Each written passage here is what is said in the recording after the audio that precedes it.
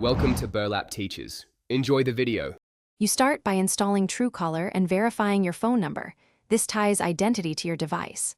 Once installed, open the app and enter your number, wait for the OTP and confirm. Make sure to grant SMS, contacts, and phone permissions. Without them, Truecaller cannot identify calls or build your profile. You're doing this now so the app can read incoming call ID, sync contacts for faster recognition, and handle spam reporting automatically, which saves time later.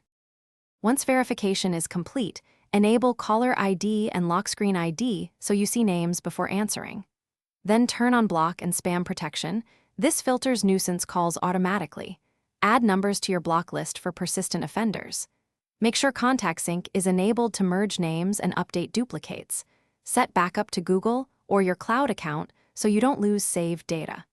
These steps establish accurate identification and safety, and they prevent future headaches with lost contacts. To finish, scan the settings menu, pick language display preferences, and enable call recording only where legal. Consider a premium trial if you want advanced search, no ads, and a verified badge. Once set, test with a known number to confirm ID behavior. If calls aren't identified, check permissions first. SMS and phone are crucial, then update the app, clear cache, and restart the phone. If problems persist, disable and re-enable Contact Sync. That usually resolves mismatches quickly.